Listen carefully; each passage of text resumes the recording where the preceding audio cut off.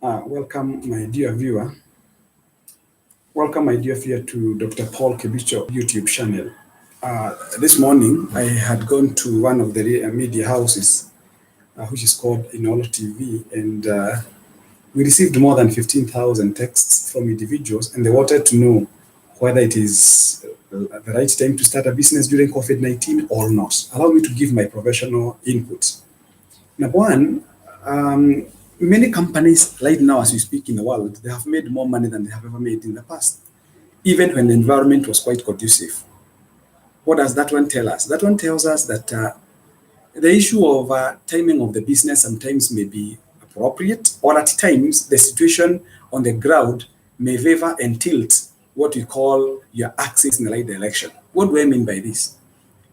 When I was being hosted by Mr. Kamau Kangebe at Inolo TV this morning, people were asking me whether it is appropriate for them to run a business at this point in time.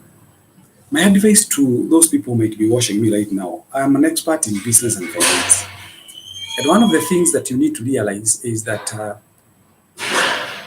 in spite or despite the problems that we are all facing, which is rather a national and international pandemic, which is called COVID-19, the brains of individuals are still learning. And I've been telling people, if today I'm arrested and taken to commit maximum prison, what they have done is that they have denied me the freedom of movement. But in terms of thinking, the head is still functional. The mental faculties are still functional. And what does that one mean? So even now as we speak, the need for people to eat is still there. The need for people to clothe is still there. School fees must be paid, irrespective of what's happening at the moment. You still have to pay bus fare. You still have to pay for every service that you use, whether it is Kenya Power, whether it is Nairobi Water, or any other water and sewerage company that you pay, or when it comes to issues of paying fare. So life goes on.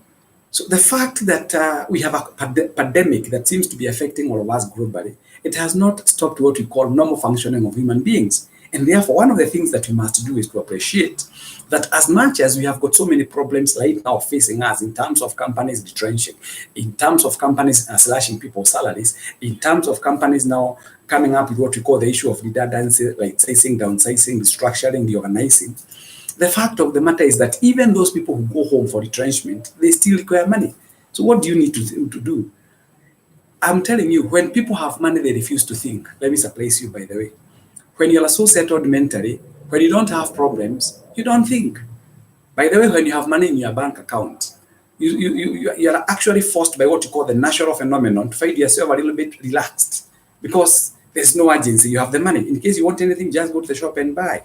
But when you don't have the money, that is when you realize that you need to be out there looking for what we call money to be able to enable you purchase the goods and services that you require. Similarly, as we speak right now, people out there, they still require some services, all services that ordinarily we enjoy when the environment is conducive. So if you want to start a hotel, start it even right now. Why? Eating and feeding continues. If you have to start what we call a boutique, don't you fear. The only thing that you need to do is to be sure that wherever you're starting your boutique has met some criteria or has met some expectations. You need first of all to appreciate yourself. Who are the people that you are targeting at this point in time? What kind of incomes do they have? Do they have what you call formal employment, informal employment, and what is their buying decision, or what is their buying psychology decision process? That's what you require to know. Other things will follow later. So one of the things that I would like to advise all of you people looking at me, if you sell clothes, sell. If you have to buy a car for business, why not? As we speak right now, with a lot of humility and respect, people who buy hearses, the cars that are normally used to transport dead bodies, they're still buying them because the business is late for them. Some pastors right now have gotten jobs of burying the dead. We can't complain. We can't even go pointing fingers at them. They're doing a business that seems to be aggravating the problems that we have. There is no relationship between their business and what's happening on the ground because death, when it comes, we do the necessary. So one of the things I would like to say is that do not fear. Start your business even at this point in time. Start your business. Ensure that you, of course, do not pump in all the money that you have. You don't pump in all the money. You pump a certain amount of money so that you go studying the business by day. And the reason as to why you don't pump all the money is that you are not very sure how things will turn out to be. Sometimes they may favor you. If they favor you, fine. What do? I was saying this morning that it is the demand that comes from the client that makes you people to decide whether to increase your business, whether to actually open up new branches, whether to have new employees, among other things. So you don't have to fear anyway. Those people who make what we call now sanitizers, aren't they making millions of shillings? Those people who make masks, aren't they making money? Those people who make what we call, let's talk about uh, water containers because of washing of our hands. Those people are still making money, irrespective of how the situation is on the ground. So there's no point of, if you're not saying that you can't start a business, even if it's a school, just identify a place where you realize there is a need for that particular school, maybe an academy, maybe a college, go into it. And after all, let me ask you this question. Assuming you had started a business like people have done, like, personally, this is my office. I still pay rent. The fact that we have got COVID has not made the landlord to be sympathetic with me. He still expects me to honor my obligation. So what would stop me from doing what I do? The only thing that you need to do is to take precautions. Precautions in the sense that you cannot do things ordinarily. We are living in a situation called the new normal. And being the new normal, therefore, means you must be, we must take cognizance of the fact that you need to take a bit of precautions in terms of observing what we call the Minister of Health guidance and protocols. Period. There's nothing else, because let me just give an example. Those 5-star hotels, yes, they might have laid off their staff members, but they still have some overhead costs. They can't relocate their premises to other places. And of course, to where? If you go to Uganda, we have a similar problem. If you go to Tanzania, we have a similar problem. COVID is COVID all over. So the best thing that you need to do is to ensure that you identify the business opportunity that you'll be able to learn.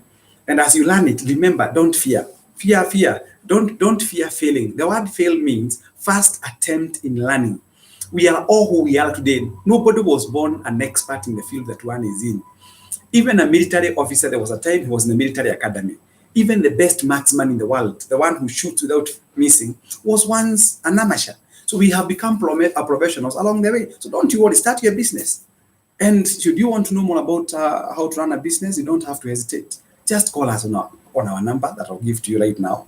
Call us. I'll be able to advise you. That is what I studied in the university. That's what I've done for 29 solid years. And I've taken people through. Remember, even HIV/AIDS was still there. The only difference is that HIV/AIDS, the mode of transmission is a bit different from COVID-19, but it was still a pandemic, which still is, even now as we speak. The only thing that we have done, we have learned how to survive with HIV/AIDS. People have learned to take precautions. Similarly, even this COVID-19, if you observe the protocols, and please, without prejudice, I thank God for that our president stopped what we call the campaign rallies. I mean, sometimes I ask myself, why should I risk my life? My life is so precious. My life is not like a car that when a car breaks down, I only look for a mechanic and come and fix it. We have lost people, very prominent people, and even other people. And life is life. It does not matter who you are. Like, we are mourning the death of the president of Tanzania. He's dead. He's not more dead than any other person who was dead. With titles aside, we all die the same thing. Nobody wakes up. Whether you're taken to a funeral home, whether you're taken to a mortuary, whether a city mortuary, a county mortuary, wherever you are dead. The fact of the matter is that you are dead. So why should you die? And you have no other option of coming back to life. So observe the protocols. Let me advise my dear parents, well, parents like me. You have got children at home right now. Kindly sit down with them. Make them understand that this problem is quite serious. Tell them not to go playing aloud with other children out there. You never know, because one child might be infected and you'll be able to transmit the same to all those other children. Now, but this is not the time for people to come visiting your house. What are they coming to do into your house? There's time for everything.